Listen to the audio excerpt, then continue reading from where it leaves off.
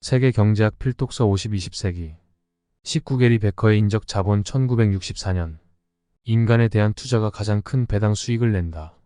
게리 베커 현대 미국의 경제학자로 밀턴 프리드먼의 제자이며 자유시장 경제 원칙을 강조한 시카고 학파의 대부다.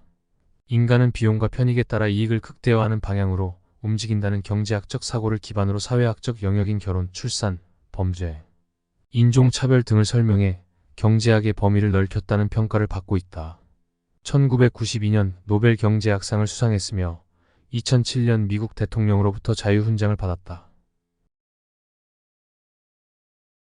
현대시장 경제체제에서는 물적 자원만큼이나 인적 자본도 중요하다.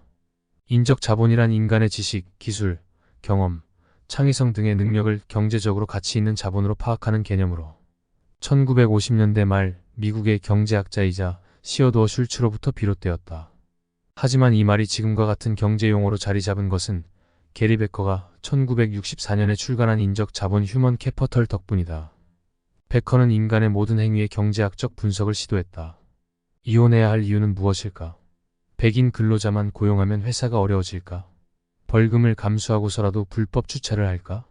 내가 어린 자식들에게 시간과 돈을 투자하면 나중에 자식들이 늙은 나를 돌봐줄까? 이 같은 범상치 않은 질문들로 베커는 결혼, 인종차별, 범죄, 가족관계 등을 경제학적으로 연구했다. 베커의 이러한 통찰은 노벨 경제학상 수상으로 이어졌고 경제학뿐만 아니라 다른 사회과학 분야는 물론이고 말콤 글래드웰과 같은 유명 대중작가에게도 큰 영향을 끼쳤다. 그중 베커가 가장 주목한 것은 교육이었다. 대학에 진학하지 않아서 절약되는 비용과 대학에 진학할 때의 시간 대비 이득을 따지는 비용의 편익 분석이 과연 의미가 있을지 궁금해했다.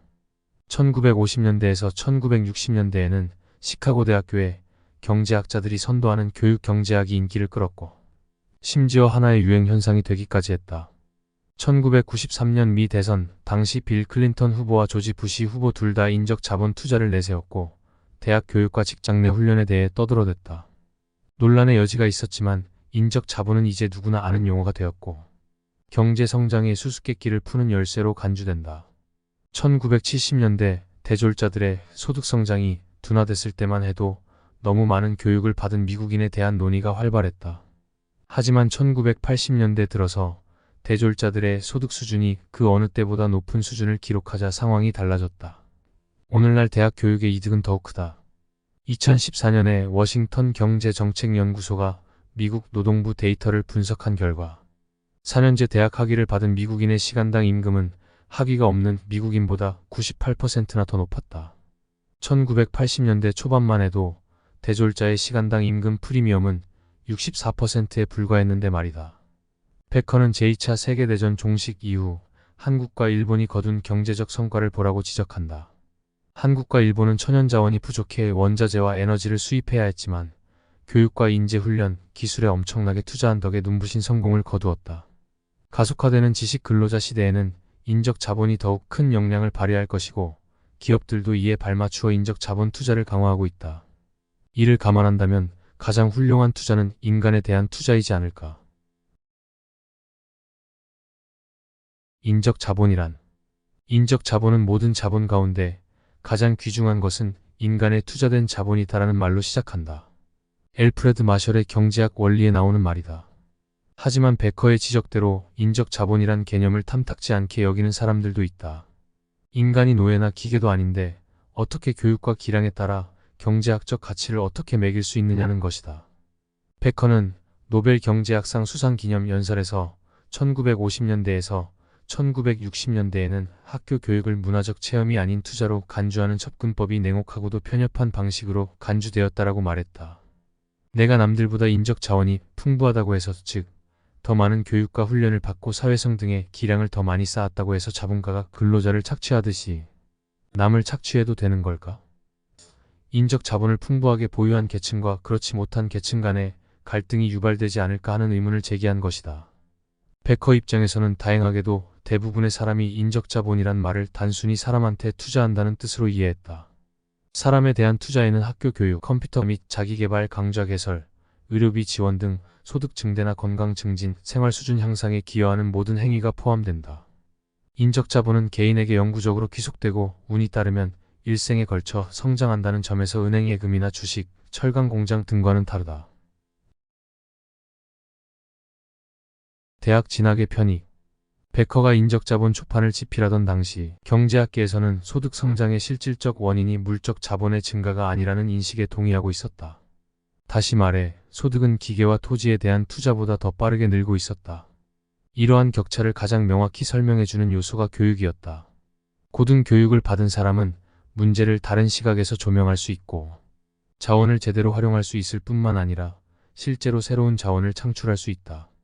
베커는 개인의 소득과 교육 사이에 어떠한 연결고리가 있는지 알아내기 위해 인구조사 보고서를 검토했다. 그 결과 백인 남성이 대학 교육을 받을 때 얻는 재정적 수익률이 학비 공제 후 11에서 13%라는 사실을 밝혀냈다. 대학 교육은 과거 흑인 남성에 비해 더 많은 기회가 열린 백인 남성에게 더 큰 이득이 되었다. 1950년대에 흑인 남성의 대학 입학률이 크게 증가함에 따라 흑인 남성도 분명 혜택을 입었으며 더 많은 기회가 열리자 더 많은 흑인 남성이 대학에 진학했다.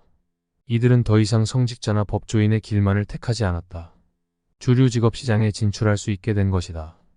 1940년 이후 대졸자의 숫자가 증가했지만 연구 개발과 군사, 기술, 서비스에 많은 지출이 이루어짐에 따라 대졸자에 대한 수요는 더욱 급증했다.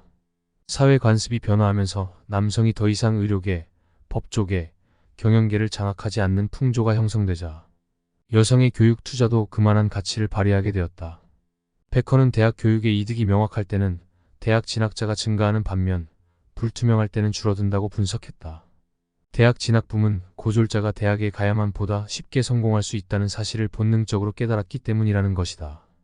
대졸자가 고용주에게 한층 더 가치 있는 까닭은 정확히 무엇일까?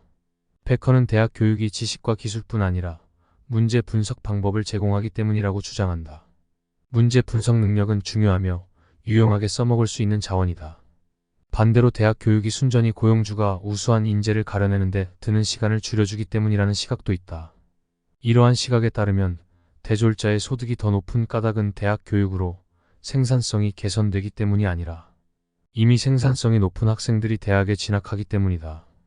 애초에 생산성이 뛰어난 학생들이 대학에 진학한다는 주장이 사실이라고 해도 대학 교육으로 이들의 생산성과 지식, 기량, 판단력이 더 향상된다는 것만큼은 분명하다. 모두 고용주들이 필요로 하는 능력이며 특히 기술 발달 시대에 더 큰 주목받는 자질들이다. 시간의 흐름에 따른 인적 자본의 가치. 베커의 고찰 가운데 하나는 인적 자본의 투자 수익률이 다른 자본 유형과는 달리 시간이 흐름에 따라 증가한다는 것이다. 이를테면 대학 교육으로 보상을 얻을 수 있는 기간은 매우 길어질 수 있으므로 초기 투자는 헐값이나 다름없어진다. 수명이 증가할수록 더욱 그렇다. 베커는 교육 투자가 다른 투자보다 더 우월한 효과를 내는지 아니면 더 못한 효과를 내는지도 분석했다. 대학 교육이라는 투자에는 상당한 리스크가 따른다.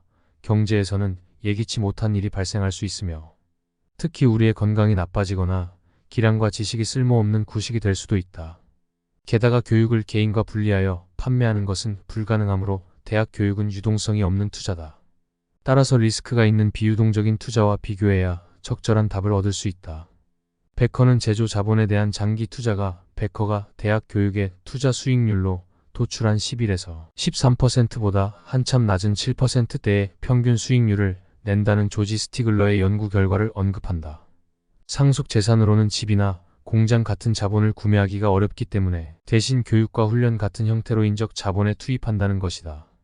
인적 자본이 다른 자산보다 더 큰 수익을 낸다는 사실을 직감하기 때문에 먼저 인적 자본에 투자하는 경향이 있다는 이야기다. 대학 졸업의 결과물인 좋은 직장은 수십 년간 돈벌이의 수단이 되어줄 뿐만 아니라 정신적 만족감을 비롯한 여러 혜택을 안겨준다. 자가주택을 마련하고 주식 투자를 하며 연금을 적립할 수 있는 수입도 제공한다. 그러나 교육이나 훈련에 투자되는 실질적 화폐 자본은 총투자의 일부에 불과하다. 총투자의 대부분은 교육이나 훈련에 들어가는 시간의 기회비용이 차지한다. 교육의 양이 증가할수록 개인의 시간이 지닌 가치는 상승한다.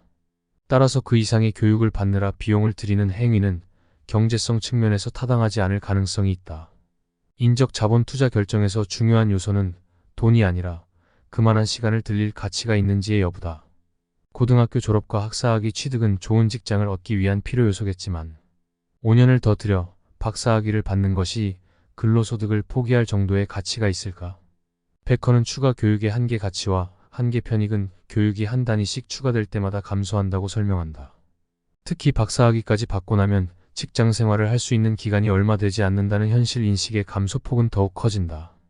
베커는 사람들이 당연히 이러한 계산을 하게 마련이며 대부분 제대로 된 선택을 한다고 본다. 베커는 대학 교육이 강력한 타당성을 지니는 것은 개인의 소득 데이터와 GDP 데이터를 통해 대학 교육에 긍정적 효과가 드러나기 때문이라고 조심스레 말한다.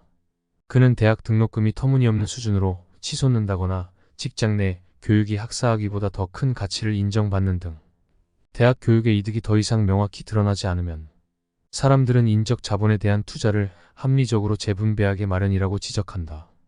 이러한 진단은 현재 미국을 비롯한 여러 국가에서 대학 교육 비용이 치솟음에 따라 일어나고 있는 논의를 예측한 셈이 되었다.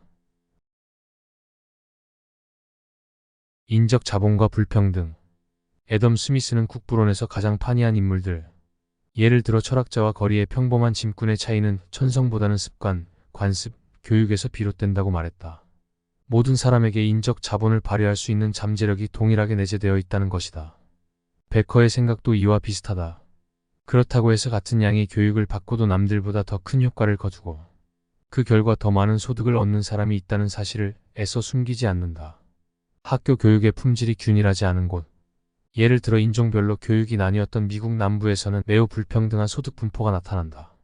교육이 주는 이득이 시간이 흐를수록 증가하기 때문이다.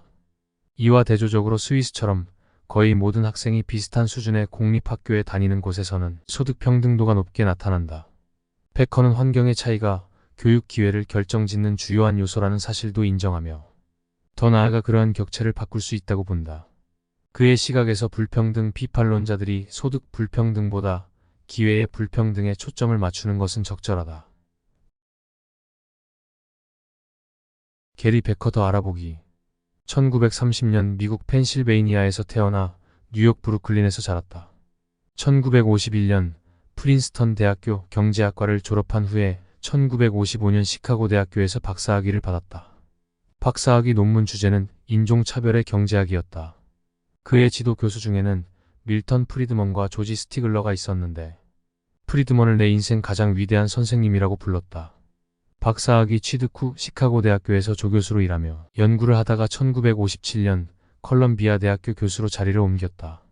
1970년에 시카고 대학교로 복귀, 2014년 세상을 떠날 때까지 적을 두었다. 1967년에 중요한 업적을 세운 40세 미만 경제학자에게 주는 존 베이츠 클라크 메달을 받았으며 1992년 노벨 경제학상을 수상했다.